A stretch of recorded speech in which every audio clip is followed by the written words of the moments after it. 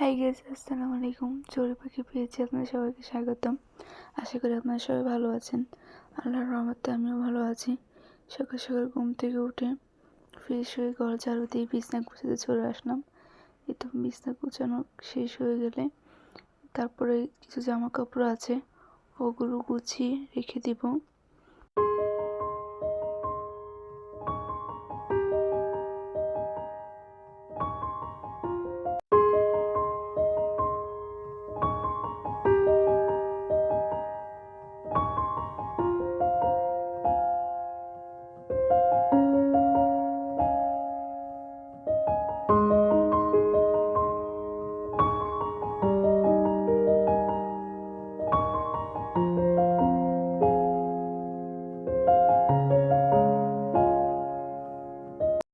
এই তো আমার ঘর গোছানো প্রায় শেষ।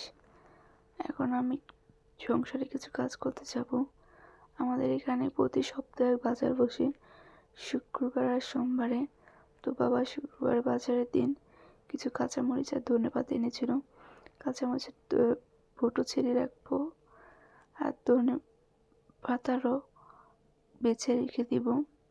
তাহলে এভাবে রাখলে ভালো থাকে।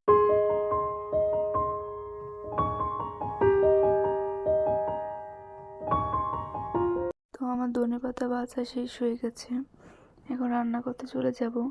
আজকে লাউ দিয়ে চিংড়ি মাছ রান্না করব, সেই জন্য লাউ কুটে নিচ্ছি। এই তো আমার লাউ কুটা শেষ, এখন রান্না করতে চলে এসেছি। কড়াইতে তেল দিয়ে দিব, তেল গরম হয়ে আসলে পেঁয়াজ কুচি দিয়ে দিব। পেঁয়াজ কুচি দেওয়া হয়ে গেলে কিছু নেড়ে ছেড়ে নেব।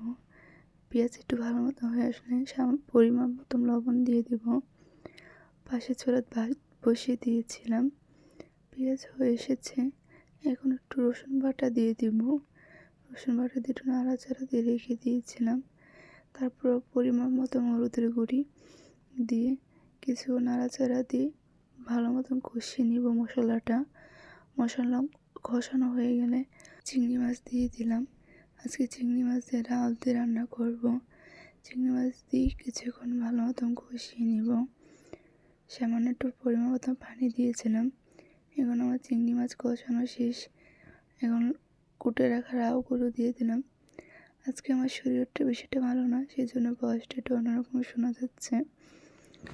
এখন লাউ দিয়ে ভালো করে মশলার সাথে মিশিয়ে কিছুক্ষণ ঢাকনা দিয়ে রেখে দেব। লাউয়ের সাথে মশলা ভালো করে মাখানো হয়েছিল, এখন ঢেকে রাখছি। ঢাকনা উঠিয়ে আবার একটা নাড়া দিয়ে রেখে দেব।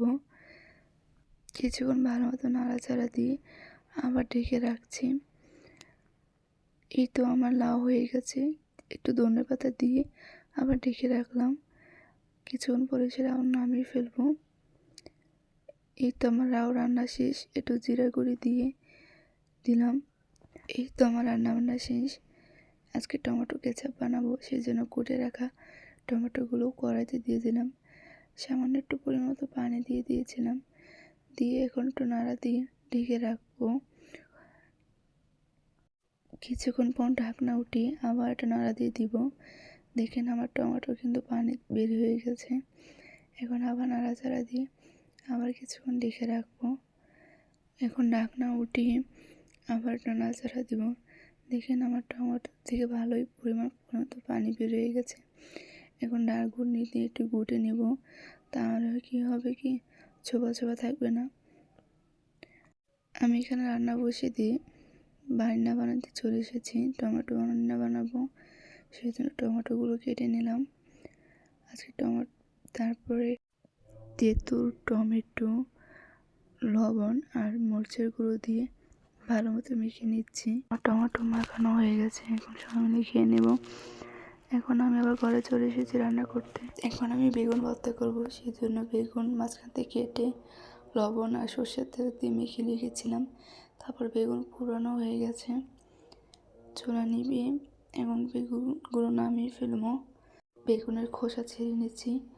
পাশে কিছু পেঁয়াজ, কাঁচামরিচ আর ধনেপাতা কেটে রেখেছিলাম। এখন পরিমাণ মতো লবণ দিয়ে এগুলো মেখে নেব। এই তো আমার পেঁয়াজ মাখানো হয়ে গেছে।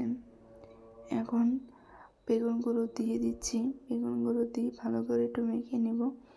আবার তারপর পরিমাণ মতো সরষের তেল দিলেই আমার বেগুন রেডি। এই তো সরষের তেল দিয়ে এখন আবার একটু ভালো করে মিশিয়ে দিলেই আমার বেগুনের ভর্তা রেডি হয়ে যাবে। এই তো আমার বেগুনের ভর্তা হয়ে গেছে। এখন আমি বিকেল দিকে উঠান ঝাড়ু দিচ্ছি। দুপুরে একবার দেওয়া হয়েছে, এখন আবার দিচ্ছি, ময়লা হয়ে গেছে সেই জন্য। সন্ধ্যার দিকে ওই যে সকালে যে টমেটোগুলো গলিয়ে রেখেছিলাম এগুলো প্যাকিং করছি। এভাবে প্যাকিং করে ফ্রিজে রেখে দিলে ভালোই রোজার মাস চলে যায়। সন্ধ্যায় কফি বানিয়েছিলাম, কফি খেতে আপনাদের কাছ থেকে বিদায় নিচ্ছি। আশা করি আমার ভিডিওগুলো ভালো লেগেছে। আপনার জন্য আগামীকাল নতুন ভিডিও নিয়ে আসবো। আর আমার ভিডিওগুলো ভালো লাগলে আমার ভিডিওতে একটা লাইক করবেন। আসসালামু আলাইকুম।